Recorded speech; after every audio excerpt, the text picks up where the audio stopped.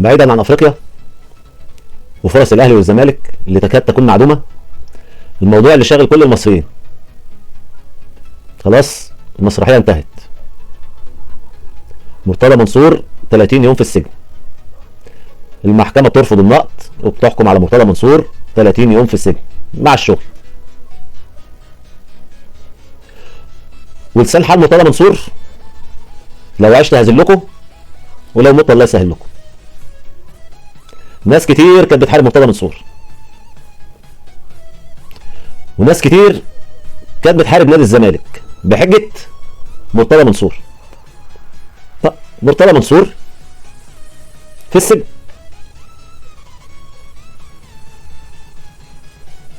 وبحبس مرتضى منصور بتسقط عضويته في نادي الزمالك.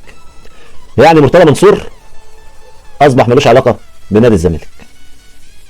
هل بقى بعض الجماعه المغرضين اللي كانوا بيهاجموا الزمالك لاغراض شخصيه بعد حبس مرتضى منصور هيبعدوا عن نادي الزمالك، ولا برضه هيفضلوا يحاربوا نادي الزمالك؟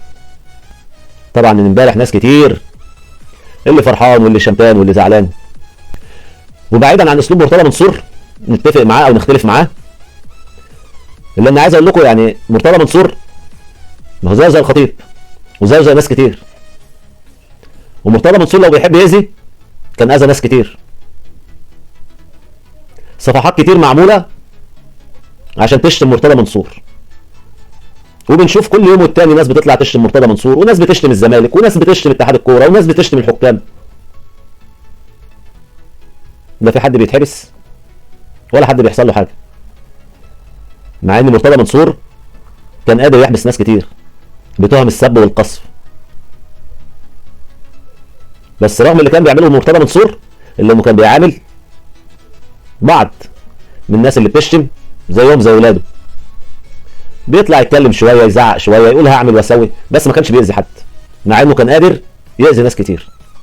على العموم مرتضى منصور بعد عن المشهد.